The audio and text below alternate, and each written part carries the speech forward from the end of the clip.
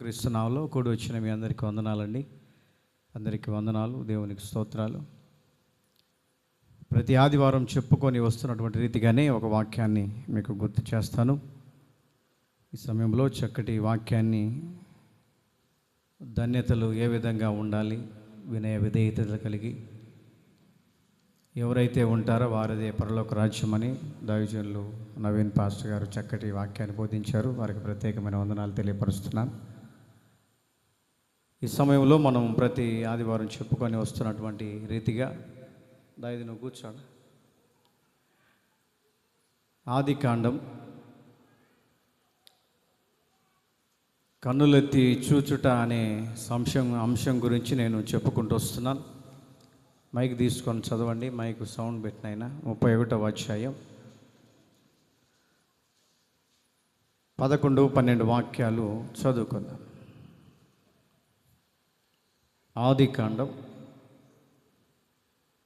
Mic తీసుకొని చదవండి, లేకపోతే గట్టిగా చదవండి.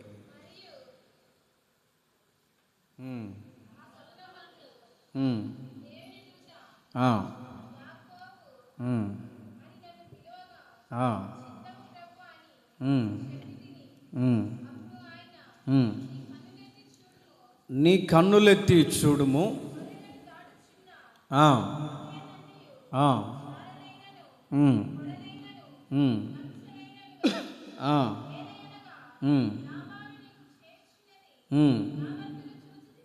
చాలండి. క్రీస్తునందు ప్రియ దేవుని బిడ్డలారా, నేను చెప్పే అంశము కన్నులెత్తి చూచుట. ఇది 3వ భాగం.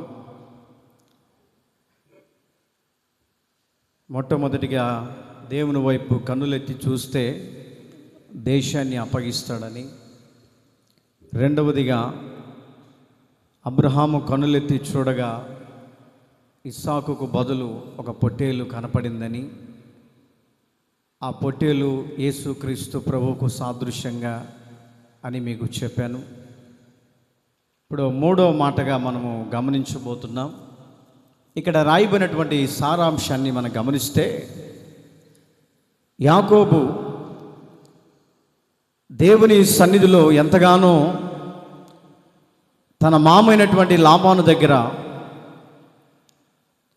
ఎంత కష్టపడినప్పటికీ కూడా అతన్ని కొన్ని సందర్భాల్లో మోసం చేసుకుంటూ వచ్చాడు. కొన్ని సందర్భాల్లో ఎంతగానో కష్టపడినప్పటికీ కూడా మోసం చేసుకుంటూ 1కి 2 సార్లు, 2కు 3 సార్లు, 4 సార్లు మోసం చేసుకుంటూ తన అల్లుడైనటువంటి యాకోబును మోసపరుస్తున్నటువంటి ఆ పరిస్థితుల మధ్యలో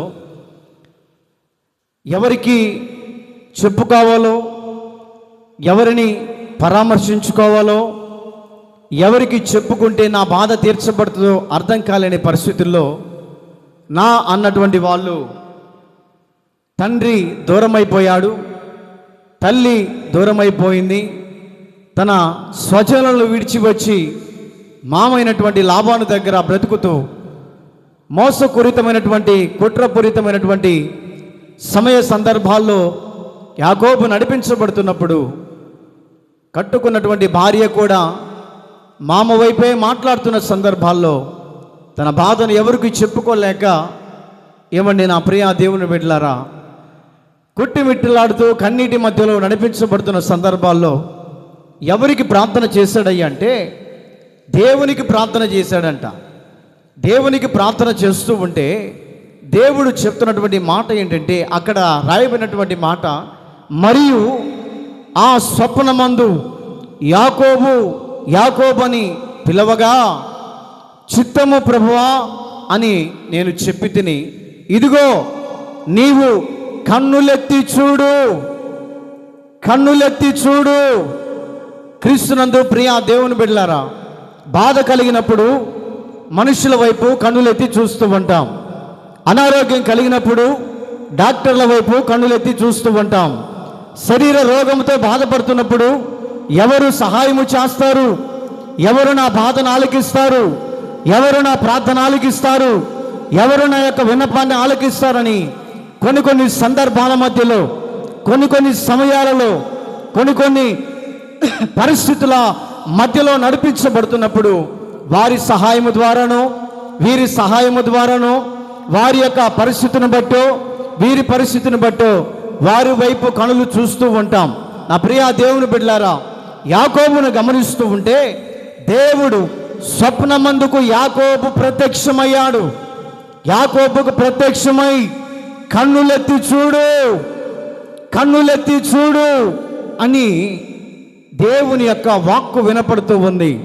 ఎందుకు ఆయన కన్నులెత్తి చూడమని దేవుడు అంటున్నాడు అని అంటే, ఒక పక్క నా అనుకున్నటువంటి భార్య మామకెళ్ళి మాట్లాడుతూ ఉంది, నా అనుకున్నటువంటి మామగారు కూడా చేతులు వదిలివేశారు, నా అనుకున్నటువంటి వారు కూడా దూరమైపోయినప్పటికీ కూడా ఎవరు అతన్ని ఆదరించలేని పరిస్థితుల్లో, ఎవరు అతన్ని ఆదుకునే పరిస్థితుల్లో, ఎవరు అతన్ని ప్రేమించలేని పరిస్థితుల మధ్యలో ఒంటరితనాన్ని జీవిస్తున్నటువంటి యాకోబుకు దేవుని ప్రత్యక్షత కలిగి, ఇదిగో నా వైపు చూడు, నా వైపు చూసినంత కాలం ఏ అపాయము నీ దగ్గరికి రాదు, నా వైపు చూసినంత కాలం నా ప్రత్యక్షతను అనుభవిస్తావు, నా యొక్క వైపు చూసినంత కాలం ఏ అపాయము నీ దగ్గరికి రాకుండా, ఏ హాని నీకు తలపెట్టకుండా, ఏ అనారోగ్యం నీకు రాకుండా నా వైపు నువ్వు చూసినంత కాలం సురక్షితంగా ఉండగలుగుతావు అని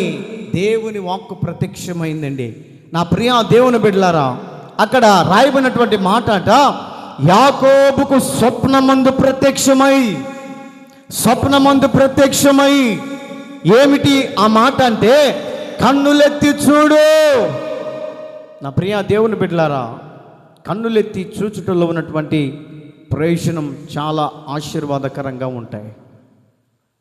నేను చదివినటువంటి ఆ యొక్క ఆది కాండము 30వ అధ్యాయము 30వ వాక్యములో ఏమండి ఒక చక్కటి మాట రాయబడింది.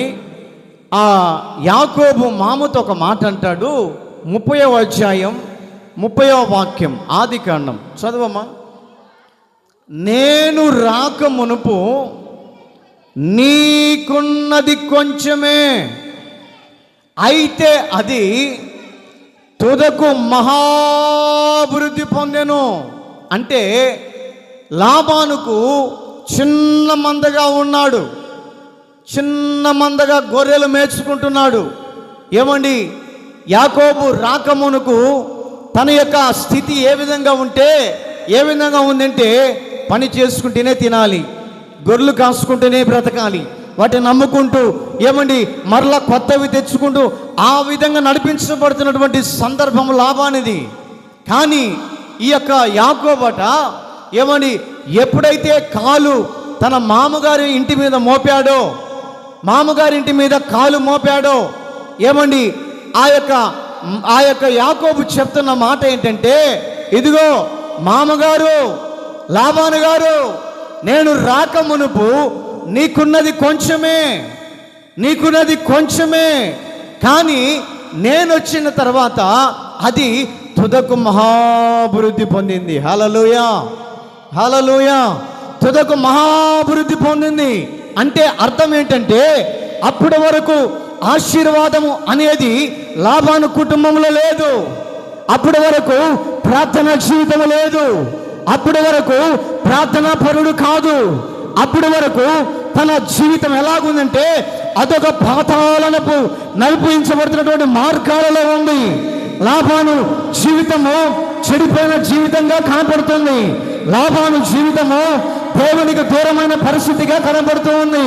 లాబాను ప్రవర్తన అతి సమీపంగా దేవునికి ఉండవలసిన ప్రవర్తనను దేవునికి దూరంగా నడిపించబడుతున్నప్పుడు దేవుడు ఏమని యాకోబుకు ప్రత్యక్షమై యాకోబుతో దేవుడు మాట్లాడి, ఇదిగో మీ మామ అయినటువంటి లాబాను స్థితి తక్కువగా ఉంది, అతడు దీన స్థితిలో ఉన్నాడు, అతడు సంపన్న స్థితిలోనికి వెళ్ళాలంటే నీ కాలు ఆ ఇంట్లో మోపాలి, నీ ఇంట్లో ఆ యొక్క లాభాన్ని ఇంట్లో నీ కాలు మోపిన ఎడల నీ యొక్క కాలు ద్వారా అతడు దీవించబడతాడని దేవుడే తీసుకొని వచ్చాడంట.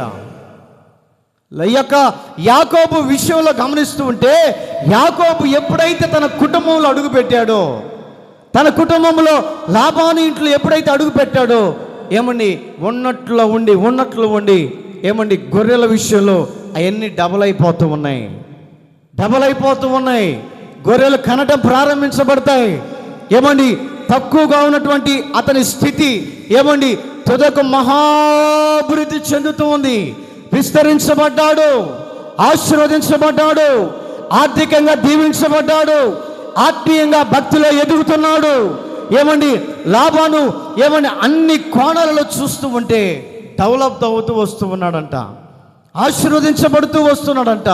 ఆశీర్వదించబడటం చూసి ఏమండి అసూయ పెరిగింది. ఎవరి మీద అంటే యాకోబు మీద.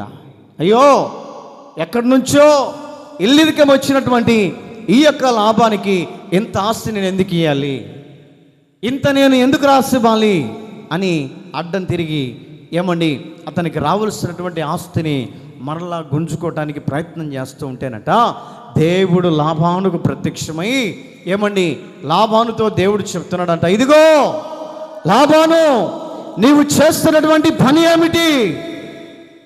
నా దాసుడైనటువంటి యాకోబు నీ కుటుంబంలో అడుగు పెట్టబట్టి నీ యొక్క గొర్రెల మంద విస్తరించబడింది.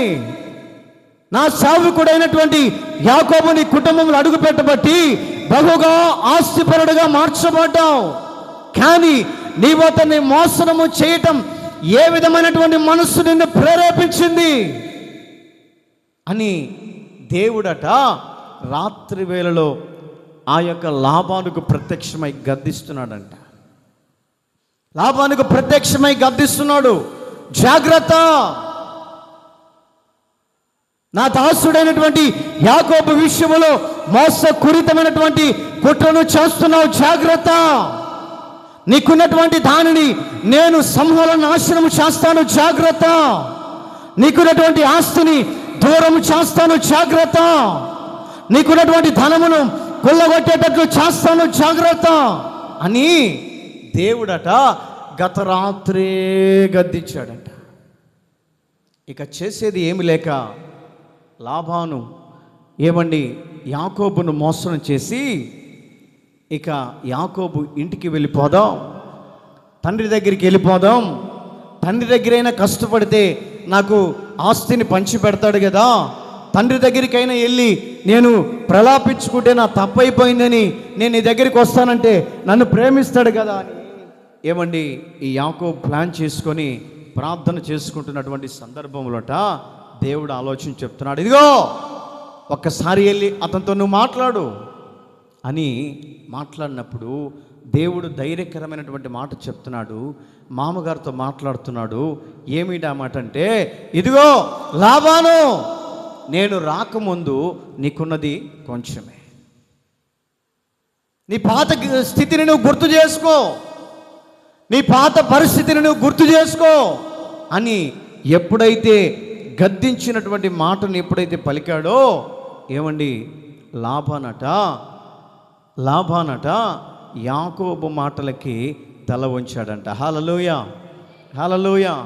యాకోబు మాటకు తల వంచాడు. ఎందుకంటే యాకోబు ఎవరయ్యా అంటే దేవుని ప్రణాళికలో దైవ ప్రత్యక్షతలో కనపడే వ్యక్తి, ప్రార్థనాపరుడు, పోరాడి గెలిచినటువంటి వాడు, మనసిరి కలిగినటువంటి వాడు, ఏది కావాలన్నా కూడా దేవుని సన్నిధిలో మోకరించి పట్టుదలతో దేవుని పాదాలు పట్టుకొని దేవుడిచ్చే ఆశీర్వాదం పొందుకునేంత వరకు దేవుని వదిలిపెట్టకుండా ఏమండి భయము గడిచిపోతున్నప్పటికీ కూడా, ఏమండి అలసట వచ్చినప్పటికీ కూడా, ఆయాసం వచ్చినప్పటికీ కూడా, ఆకలి అవుతున్నప్పటికీ కూడా దేవుని పాదాలు వదలకుండా ఏమండి దేవుని ఆశీర్వాదం కోసం ఎదురు చూసిన వ్యక్తి. హల్లెలూయా, హల్లెలూయా.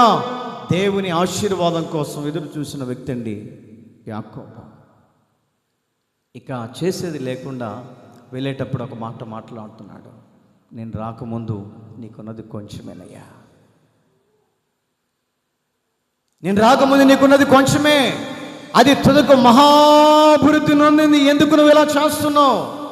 ఎప్పుడైతే నోరు తెరిచి గద్దింపు కలిగినటువంటి మాట లాబానును చెప్పేసరికి లాబాను చెప్తున్న మాట ఏంటంటే, అయ్యా ఇదిగో నువ్వు చెప్పిన మాట మాత్రం వాస్తవమే, దేవుడు నన్ను గత రాత్రే గద్దించాడు. గత రాత్రే నన్ను గద్దించాడు. నా ప్రియ దేవుని బిడ్డలారా, కన్నులెత్తి చూచుటలో ఉన్నటువంటి ఆశీర్వాదం అనేది ఒక ప్రత్యేకమైన కోణంలో ఉంటుందండి. కష్టం వచ్చినప్పుడు, బాధ వచ్చినప్పుడు, ఇరుకు ఇబ్బందులు వచ్చినప్పుడు మనము మనుషుల వైపు చూసినంత కాలం మనకు ఏ ప్రయోజనం ఉండదు. మనుషుల వైపు చూసినంత కాలం నిష్ప్రయోజనమే. మనుషుల వైపు చూసినంత కాలం మన హృదయంలో ఎటువంటి ప్రయోజనము లేకుండా విఫలమైపోతుంటాయి ప్రయత్నాలన్నీ. కానీ దేవుని వైపు మనం చూడగలిగితే ఆయన ఏమండి కన్నుల దృష్టి మన మీద నిలిపి నువ్వు అనుకున్నటువంటి కార్యాన్ని నా దేవుడు జరిగించునుగాక. హల్లెలూయా, హల్లెలూయా. ఒక మాటను చెప్పి నేను ముగిస్తాను త్వరగా. ఆదికాండంలో 18వ అధ్యాయం 1వ వాక్యాన్ని గమనించుకుందాం.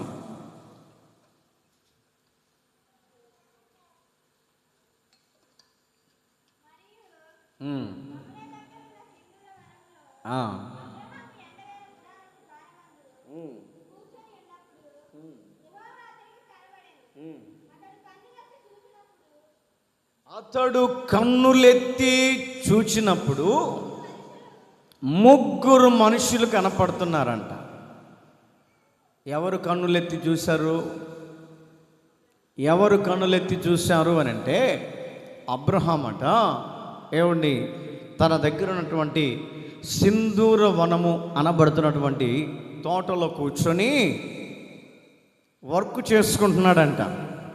ఏమిటా వర్క్ అంటే ఆ తోటను పరిపాలించటానికి, ఆ తోటలో అలాగ కాలక్షేపణ చేయటానికి, ఆ తోటలో అలాగ తిరుగుతూ ఉన్నటువంటి సందర్భంలోనట ఎండ వేళలో, ఏమండి మధ్యాహ్న వేళలో బాగా ఎండ కాస్తున్నటువంటి సందర్భాలలోట అబ్రహాము ఆ తోటలో నుంచి బయటకు వచ్చి కన్నులెత్తి చూశాడంట. హల్లెలూయా, హల్లెలూయా. కన్నులెత్తి అబ్రహాము చూడగా ఆయనకు ఎవరు కనపడుతున్నారంట? 3 వ్యక్తులు. 3 వ్యక్తులు కనపడుతున్నారు. అంటే కన్నులెత్తి చూస్తే లోకంలో ఉన్నటువంటి ప్రజలందరూ కనపడతారు కదయ్యా అనుకోవచ్చు. కన్నులెత్తి చూసినప్పుడు వాళ్ళు వీళ్ళు చాలామంది కనపడుతుంటారు కదయ్యా అని మీరు అనుకుండవచ్చు. కానీ అబ్రహాము చెప్తున్నటువంటి మాటను గమనిస్తూ ఉంటే అబ్రహాము కన్నులెత్తి చూడగా ఆయనకు 3 మనుషులు కనపడుతున్నారు. 3 మనుషులు కనపడుతున్నారు. వారిని చూసిన వెంటనే, ఏమండి ఆ 3 మనుషులను చూసిన వెంటనే తన హృదయంలో అప్పటి వరకు ఒక ఆవేదన, అప్పటి వరకు అసంతృప్తి, అప్పటి వరకు ప్రశాంతత లేదు. ఆర్థికంగా దీవించబడ్డాడు, ఆత్మీయంగా దీవించబడ్డాడు. శరీర పరంగా గమనిస్తూ ఉంటే ఏమండి కృంగిన స్థితిలో కనపడుతూ ఉన్నాడు. శరీర పరంగా గమనిస్తూ ఉంటే దీన స్థితిలో కనపడుతున్నారు. ఎందుకయ్యా అనంటే అతనికి ముసలితనం మందు ఏమండి ఒక్క కుమారుడు లేడే. ఏమండి శారా చూస్తే ప్రాణమంతా ముసలితనములోనే ఉడికిపోయే తట్టుంది. వయసు లేదు, వయసు ముగిసిపోయింది. ఈయన కూడా వృద్ధాప్యంలో ఉన్నాడు. ఈయన కూడా ఏమని ముసలితనమందు ఉండి నాకొక కన్యంటి బిడ్డ ఉంటే బాగుండు, ఆ బిడ్డ ద్వారా నేను సంతోషాన్ని కలిగి ఉంటాను, ఆ బిడ్డ ద్వారా సంతృప్తిని కలిగి ఉంటాను, నేను కూడా దేవుడు ద్వారా ఒక కుమారుని సంపాదించుకున్నానని అనేక మందికి చెప్పుకుంటామనుకున్నా కూడా నా హృదయంలో శరీర పరంగా అసంతృప్తితో నింపబడ్డానని, అసంతృప్తితోటి ఏమని కృంగి కృషించినటువంటి స్థితిగతుల మధ్యలో, నీరసిలిన పరిస్థితుల మధ్యలో, కృంగిన పరిస్థితుల మధ్యలో దేవునికి చెప్పుకున్నా కూడా దేవుడి పరీక్షించే కోణంలో నడిపించబడుతున్నప్పటికీ కూడా దేవుని యందు విశ్వాసం ఉంచటం మానలేదు. దేవుని యందు నమ్మిక ఉంచటం మానలేదు. దేవుని యందు ఆశ కలిగి ఉండటం మానివేయలేదు. దేవుని యందు భక్తిని దూరము చేయలేదు. దేవుని యందు ఆసక్తి చూపుటలో ఇంకా ముందుకు వెళుతున్నాడు, కానీ అశ్రద్ధ చూపట్లేదు. కారణం ఏంటంటే ఆ వ్యక్తికి దేవుడు పెట్టినటువంటి నిక్నేమ్ ఏంటంటే విశ్వాసులకు తండ్రి.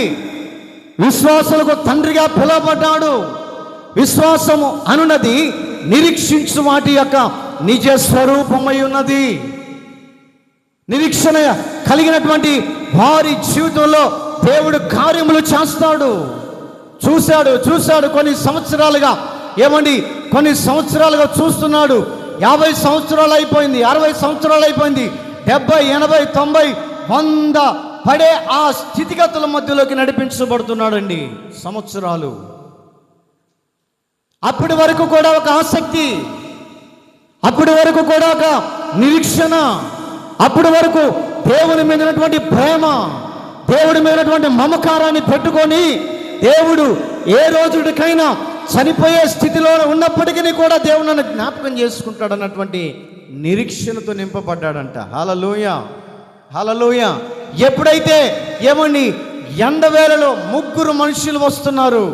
ఆ 3 మనుషులు ఎవరయ్యా అంటే, నేను రాసుకున్నటువంటి ఆ యొక్క ఆంతర్యం ఏమిటంటే తండ్రి, కుమార, పరిశుద్ధాత్మ దేవుళ్ళు. హల్లెలూయా, హల్లెలూయా.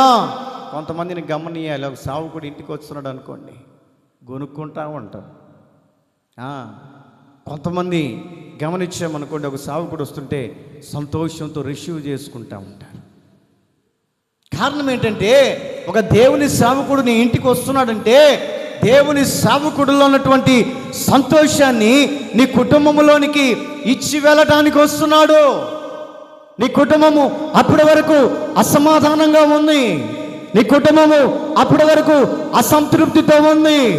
అప్పటి వరకు నీ కుటుంబము ఏదో పోగొట్టుకున్నటువంటి విధానములు నడిపించబడుతుంది. నీ కుటుంబము అప్పటి వరకు ఆశీర్వాదము లేని స్థితిగతుల మధ్యలో ఉంది. అప్పటి వరకు దేవునికి సంబంధించినటువంటి విధానాలు ఆ కుటుంబంలో లేనప్పటికీ కూడా దేవుని సేవకుడు అడుగు పెడితే కుటుంబానికి ఆశీర్వాదమని, దేవుని సేవకుడు అడుగు పెడితే కుటుంబము ధన్యకరంగా మార్చబడుతుందని, దేవుని సేవకుడు కుటుంబాలు అడుగు పెడితే దరిద్రత పోతుందని, దేవుని సేవకుడు అడుగు పెడితే మా కుటుంబంలో లేని ఉన్నటువంటి స్థితిగతుల మధ్యలో తక్కువైనటువంటి స్థితిని దేవుడి సమృద్ధితో నింపుతాడని దేవుని సేవకుడు వస్తున్నప్పుడు మనం ఏం చేయాలో తెలుసా? రిసీవ్ చేసుకోవాలి. చాలామంది అనుకుంటారు దేవుని సేవకుడు ఇంటికి వస్తుంటే కానుక కోసం వస్తుండేమో అనుకుంటారు. చాలామంది అనుకుంటారు, అయ్యో సేవకుడు వస్తుండే కనీసం కానుక పెడదామంటే రూపాయి లేదే. సేవకుడు అనే వ్యక్తిని ఇంటికి వస్తున్నాడంటే కానుక కోసం రావట్లేదు. దేవుని సేవకుడు నీ కుటుంబంలో అడుగు పెడుతున్నాడంటే నీ కుటుంబాన్ని దీవించడానికి వస్తున్నాడు. హల్లెలూయా, హల్లెలూయా. నీ కుటుంబాన్ని ఆశీర్వదించడానికి. ఆ రోజునట ఆ ఎండవేళలో 3 మనుషులు వస్తున్నారు. ఎప్పుడైతే ఆ యొక్క అబ్రహాము ఆ 3 మనుషులను ఎండవేళలో చూశాడో పరిగెత్తుకుంటూ సంతోషంతో పోయాడంట. హల్లెలూయా, హల్లెలూయా. పరిగెత్తుకుంటూ పోయాడు. పరిగెత్తుకుంటూ వెళ్ళి వాళ్ళతోటి ముఖాముఖిగా కలిసి, అయ్యా ఇదిగో నీ యొక్క దాసుడైనటువంటి నా కుటుంబము నీవు దాటిపోవద్దు. నీ దాసుని కుటుంబాన్ని నీవు దాటిపోవద్దు. ఇదిగో నా ఇంటికి రండి అని ఎప్పుడైతే ఆ 3 దేవుని దూతలనట తండ్రి, కుమార, పరిశుద్ధాత్మ దేవుల్ని ఇంట్లోకి ఆహ్వానించి ఆయనకు కావలసినటువంటి చల్లటి నీళ్ళని ఇచ్చాడట. మంచినీళ్ళు ఇస్తే శుభ్రంగా తాగి కూర్చున్నాడు. అయ్యా నాకు టైం అయిపోతుంది, మేము వెళ్ళాలి అని 3 మాట్లాడుతుంటే, అయ్యా ఎండవేళలో వచ్చారు, ఆకలితో వచ్చారు, కాస్త భోజనం తినేళ్ళండి. అప్పటికే శారమ్మని పిలిచి చెప్పాడు, ఇదిగో శారమ్మ. ఆమె ఆడుంది శారమ్మ, వంటగదిలో ఉంది. ఈ రోజున వంటగదులు ఎవరు ఉంటున్నారు? ఆడవాళ్ళకు బదులు చెప్పాలి, ఎవరమ్మా ఎవరు చేశారు వంట భలే ఉంది అని అంటే మా ఆయనన్నా.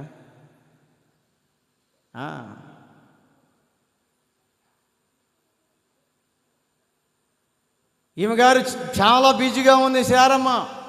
వంటగదిలోకి వెళ్ళి ఏమండి ఆ తపేలాలు ఈ తపేలాలు దోమకుండా కూర్చుంది. ఈలోపు అబ్రహాం పోయి పలకరిస్తున్నాడమ్మా, మన ఇంటికి 3 దేవుని దూతలు వచ్చారు, ఇదిగో వారికి కావలసినటువంటి ఆహారాన్ని వండిపెట్టు అని అంటే, ఆ దేవుని దూతలు చూడగానే ఈమెలో ఒక ఆసక్తి పెరిగింది. హల్లెలూయా, హల్లెలూయా.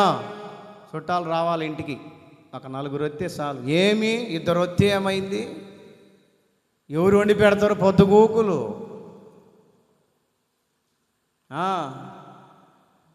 ఇంకా చూడాలా, చుట్టాలు 4 వచ్చారనుకోండి, ఉదయం టిఫిన్ చేసి పెడతారా, మధ్యాహ్నం నీకెందుకు చికెన్ బగన్ తెచ్చి నీకెందుకు దొనను కోసి అవసరమైతే శుభ్రంగా మంచి కూర చేసి వండి పెట్టారనుకోండి, ఇంకా చూస్తూ ఉంటారు. ఇంకా ఎవరు? ఆయన తరపున వాళ్ళు అయితే ఒక కంట చూస్తూ ఉంటారు. అదే నీ తరపున వాళ్ళు అనుకోండి, అమ్మ 2 రోజులు ఉండులే ఆడిపోదు. యజమానుడి తరపున అనుకోండి, ఎప్పుడు పోతారా అని చూస్తూ ఉంటారు కొంతమంది. మీరు కాదులే, కొంతమంది. హల్లెలూయా. మీరు కాదు, మీరు చాలా మంచివాళ్ళు. హల్లెలూయా చెప్పండి. హల్లెలూయా. మీరు కాదు, చాలా మంచివాళ్ళు మీరు. అదే ఏమండి ఇంటి యజమానుల తరపున వచ్చారనుకోండి, ఇంకా 3 రోజులు ఉండకూడదు. అదే యజమానుడి తరపున వచ్చిన వాళ్ళు అనుకోండి, మధ్యాహ్నం శుభ్రంగా చికెన్ చేసి ఏమండి మంచిగా వంట వండి మంచిగా వండి పెట్టిన తర్వాత వాళ్ళు ఇంకా కాస్తంగా 3 అవుతుంటుంది, అన్నం తిని అయిపోయిన తర్వాత సాయంత్రం 5 గంటల దాకా చూస్తూ ఉంటుంది. ఏంది ఇంకా బోరు? ఈయన ఏం చెప్తానంటే, అయ్యా రేపు బోధువులే వచ్చారు కదనంటే పనులు పటపటా కొరుకుతుంటుందేమా. ఏడా? తలుపు సాట్ నుండి. ఎప్పుడు పోతారా? ఎవరు వండి పెడతారు? ఇంకా గోడకు తిరిగి గోడకు చెప్తూ ఉంటుంది. ఇంకా సాయంత్రము ఆయన గారి పాపం ప్రయాసపడుతుంటాడు, ఏదో ఒకటి మాంసం తీసుకొచ్చి లేకపోతే ఇంట్లో ఉన్న కోన్నో కుక్కనో కోసి వండి పెడదాం అనుకుంటుంటే ఏమండి ఆమె పోయి అడుగుతుంది, ఏందమ్మా ఇంకా పోలేదు అని అంటే, పోతర్లే అమ్మ, రేపు పొద్దున పోతర్లే. ఏందో అయ్యా ఎవరు వండి పెడతారు అని ఏమండి ఎర్రటి మిరగాయలు తీసుకొచ్చి పచ్చడితో దంచి ఏమండి కాస్త ఇంకా కారం ఎక్కువ వేసి కాస్త ఉప్పు ఎక్కువ వేసి తింటుంటే ఇంకా మామూలుగా ఉండదు. ఇంకా అంటే అర్థమైంది, ఇంకా తొందరగా పో. మీరు కాదులే అక్కడోళ్ళు. హల్లెలూయా, హల్లెలూయా.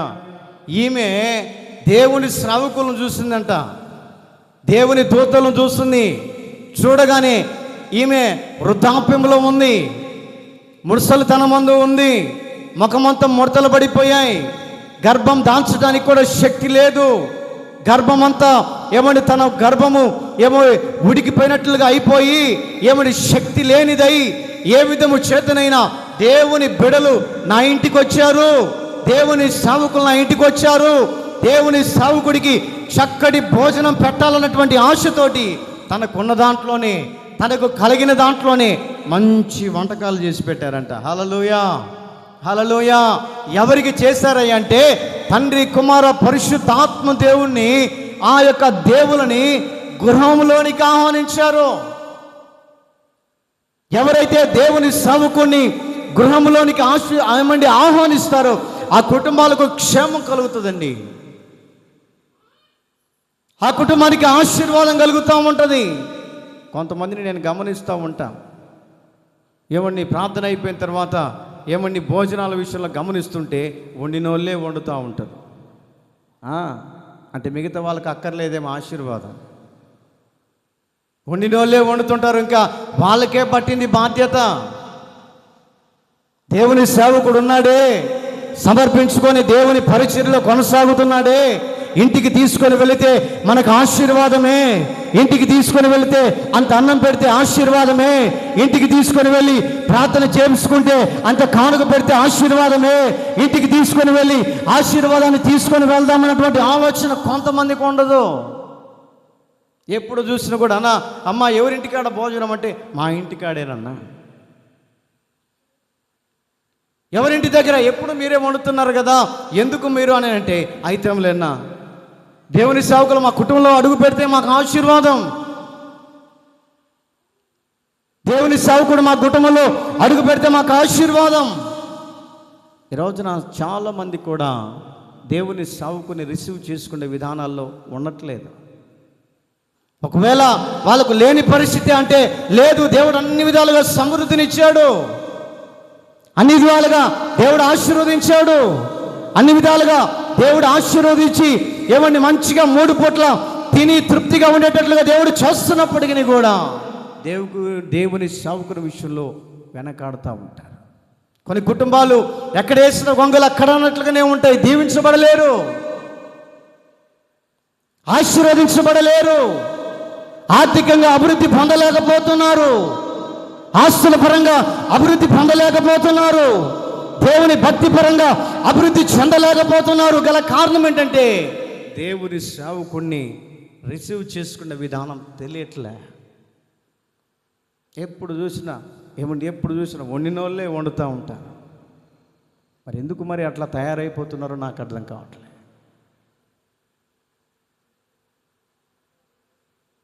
ఇక్కడ అబ్రహాము విషయంలో గమనిస్తూ ఉంటే, శారాట దేవుని సేవకులకి ఆతిథ్యం ఇచ్చే విషయంలోట సంతోషం కలిగి ఉంది. ఎందుకంటే ఆ దేవుని సేవకులు మా కుటుంబంలో అడుగు పెడితే మాకు దీవెన అని గుర్తించిందండి. అందుకనే అబ్రహాము విషయంలో గమనిస్తూ ఉంటే అబ్రహాము చెప్తున్న మాట ఏంటంటే, అబ్రహామట కన్నులెత్తి చూడగా, అంటే కన్నులెత్తి చూసినప్పుడు ఆ 3 పరిశుద్ధాత్మ దేవుళ్ళు వస్తున్నప్పుడు, అలాగ వెళుతున్నప్పుడు ఆ ఇంటికి వెళ్ళనివ్వకుండా ముందుగానే ఇతను అడ్డుపడి ఆ ఆశీర్వాదమైన నాకు రావాలి, ఆశీర్వాదమేందో నేను సంపాదించుకోవాలి, ఆశీర్వాదంతో నేను దీవించబడాలని ఆ 3 దేవదూతల విషయంలో ప్రయాసపడి బ్రతిన్లాడుకుంటున్నాడంట. అయ్యా ఇదిగో నా కుటుంబంలో అడుగుపెట్టు, నా కుటుంబంలోనికి రా, నా కుటుంబంలోకి వచ్చి నువ్వు కాలు మోపి మంచినీళ్ళు తాగి వెళ్ళినా కూడా నాకు ఆశీర్వాదమే. ఎంత ఆసక్తి కలిగినటువంటి వ్యక్తి అండి, ఎంత సమృద్ధి కలిగినటువంటి వ్యక్తిని మనం గమనించాలి. ఈ రోజున అంతగా ఆశీర్వదించబడడానికి గల కారణాలు ఏమిటంటే దేవుని సేవకుని రిసీవ్ చేసుకునే విధానం. ఒక అక్కని నేను అడిగా, అమ్మా ఇంతమంది మేము వచ్చాం కదా ఎందుకు అని అంటే, అన్నా 1 కేజీ అగస్టానే వండుతామన్నా, మేము 1 కేజీన్నర అగస్టే వండుతాం ఎప్పుడు చూసినా కూడా, మీలాంటి సేవకులు వస్తారని. ఎందుకో తెలుసా, దేవుని సేవకుడు నా కుటుంబంలో అడుగు పెడితే నాకు దీవెన అని గుర్తించిన కుటుంబాలండి.